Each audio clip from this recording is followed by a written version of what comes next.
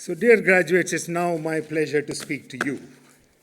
This was a report, official report, which gets tabled in the parliament and everything. It is part of our annual report. Now it's a pleasure to speak to you for a few minutes. I usually share some ideas which may be useful for your life. One hopes that they are useful. As this is my last convocation speech as director, I thought I will talk about the decade-long IIIT-Delhi journey and some life lessons from it. I've always believed that organizations and individuals are valued by society and people based on the value they deliver. At IIIT-Delhi, we maintain a sharp focus on delivering value in whatever we do. In courses, we ensure that there is good conceptual learning as well as actual engineering capability and requisite effort. Many of you have complained about the effort, but we make sure that it is honest. In research, we focus on impact and publishing in high-quality venues. In our infrastructure management, we make sure that things like STP, which often don't work, are actually working all the time. It's an easier path to just work without focusing on outcomes, or just managing the perception by talking loudly about whatever one has done, and actually even times what one has not done. But in the long run, the focus on value delivery will always pay, is my firm conviction. For IIIT-Delhi, this focus has already shown good results. Our graduates get good opportunities in jobs as well as higher studies. Our faculty is highly respected, and we now even have made to the BRICS ranking. So the first life lesson from our journey is that you must always deliver value to the organization that you work for, which may be your own startup. Never lose sight of this, and more importantly, never rely on shortcuts for managing the perception of value. There's no doubt that at IIIT-Delhi we have achieved a lot in 10 years, right? From one floor in the library building in Dwarka to a full campus, which Honorable CM said is the best, one of the best he has seen in all the campuses he's visited. From an intake of 60 to over 600 this year, 400 plus in BTech and 200 plus in MTech. From one program to 6 programs of BTech, 8 specializations in MTech. From one faculty to over 75, including visiting that we have. A strong PhD program with over 160 PhD scholars, in fact, bigger in computer science than many of the established IITs.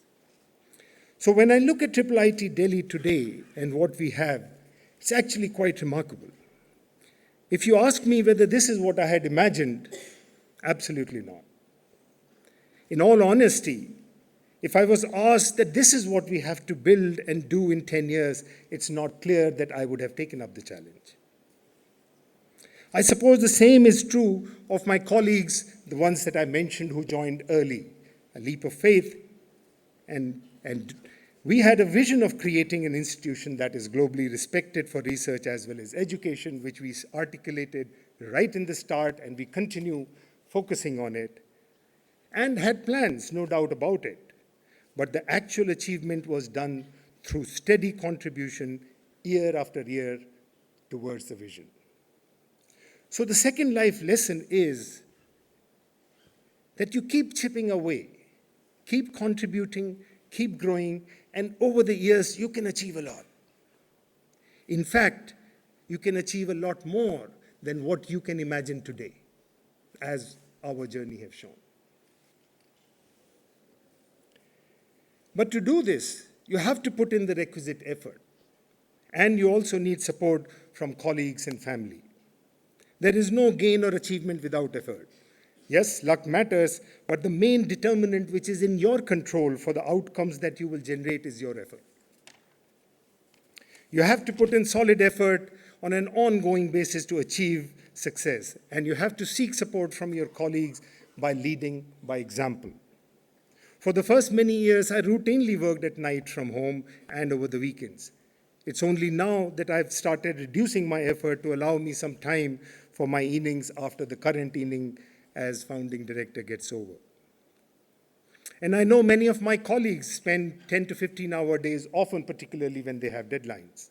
Our team involved in campus construction regularly puts in multiple long hours over weeks. And clearly this is not possible without strong support from family. In my case, it was clear that my mind share for family matters had reduced considerably. Once, when I pointed out, over a bit of argument, to my wife that I'm usually at home at night, my wife rightfully observed that while you are physically here, your mind is at IIIT Delhi. The third lesson, therefore, is that effort matters hugely. Do not rely on luck, rely on your effort. Hopefully, luck will also come, as the famous quote by Jefferson says, the harder I work, the more luck I have. And seek support from your family and colleagues. In 2008, perhaps a dozen new institutions were started by the governments across the country. At IIIT Delhi, I believe we perhaps have innovated the most. Let me give a few examples. In admission, while we adopted the common exam JEE when it was one country, one exam cry came, but we innovated by recognizing achievements beyond a single exam by having a framework of bonus marks. This has worked very well, actually. In our course design and teaching, we've added post-conditions, expected outcomes to make education learning focused rather than teaching focused. For faculty, we have a system of yearly feedback, tenure, etc., to help them achieve their potential, which is one of the things we recognize doesn't happen much in our country. We are perhaps the first government institution to actually hold full faculty selections overseas. And our campus management uses very contemporary techniques like FMS, BMS, etc. The point is that we are also within the same overall environment as other institutions. But we have innovated in many aspects. And let me assure you, innovation is badly needed in higher education in our country. So the fourth lesson is that regardless of what your job is or your environment, there is always scope for innovation, and we must innovate.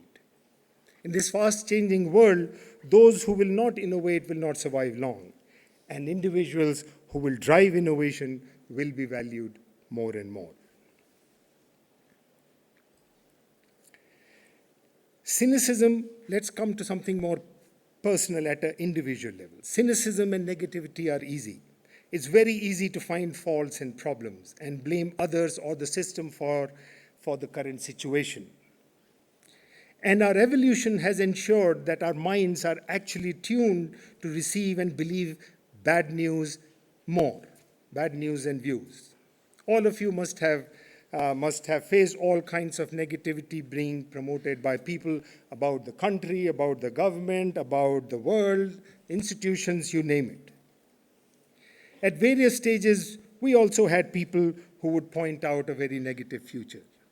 And I recall in many cases it bothered me for days, trying to solve problems that perhaps existed in the negative person's mind. I've learned that to counter the attraction towards negativity, we have to rely more on your own independent analysis. If you read the book Factfulness, you will see how we are biased towards negativity and how we can use facts and data to counter this tendency and see the positivity that does exist. For your own personal happiness also, positivity is the most important habit you can develop. There is strong research to support that if you care to read it. So the fifth lesson is, for your happiness and success, cultivate positivity. Challenge negativity by checking facts and doing your own analysis. You're all smart, well-educated, and associate with positive people. Let me now suggest perhaps a philosophy of living which may not be relevant in the immediate future for you, but is indeed an important life lesson. Our journey has not been smooth, as no journey is. There have been periods of stress and distress. There are continuous challenges in trying to build consensus, solve conflicts, handle special cases, etc. In such situations, there's sometimes a desire to quit. or reach a conclusion, it's not worth it. In these times, I reminded myself that whatever we are doing here is not for me or a few individuals. We are creating a fine institution for our country that will help young faculty and young students make great careers. This purpose helped me in weathering such periods and also helped me in pleading our case to various authorities for permission of construction. I would go to all places and plead our case, please give permission. And it has helped. We have been able to build in Delhi. Perhaps Delhi is known to be very, very slow for construction, but we've been able to do 2 phases in a short life. So the life lesson here is that if you have a higher purpose for what you're doing, it can help you in motivating yourself as well as in facing adversities, which will necessarily come in the way of any worthwhile purpose. Finally, let me end with a thought with which I almost always end my convocation speech. Whichever way we look, we are a privileged section of the society. There is no doubt about it. We are in the top 1 or 2% of the country with respect to our earning potential, education, etc. I believe it is therefore incumbent upon us to give back to society and to those who are less fortunate than us. It also, by the way, enhances personal happiness and satisfaction. Again, many cognitive and psychology experiments have shown that giving has a strong positive influence on happiness. I've met some alum who now recall their community work experience, which you know is necessary for graduation, with pride and point out the subtle but deep impact it made. And the volunteers in our summer camp that we hold for government school children have uniformly expressed that they've gotten much more than they gave and that it was a lifetime experience. Some of them have said this was one of the best experiences they had in IIIT Delhi.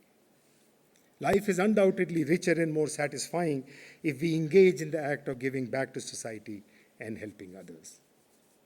And in giving, while in India there isn't much of a tradition, across the world there is, we must consider our alma mater also, which has laid the foundation of your wonderful career ahead. I've been saying that all alums should start giving 1 day a salary a year to their alma mater whenever they start working, earning something which is like a dinner out with family, and gradually increase it to 1% of the yearly income. I myself have followed this to my alma maters, IIT Kanpur, and the place I worked, IIT Delhi, as well. I hope you will all strive to achieve this. Dear graduates, to end, you have an exciting life ahead of you. You can achieve and contribute a lot by working hard, leading your life with positivity, innovating, and keeping a focus on generating value and having a higher purpose, and seeking support from your colleagues and family.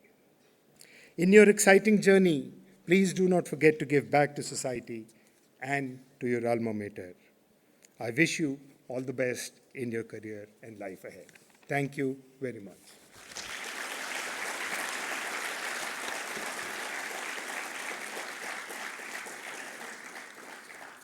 I would now like to invite Honorable Chancellor, who has kindly agreed to spare time today and speak to you, as well as personally give the Chancellor's Gold Medal.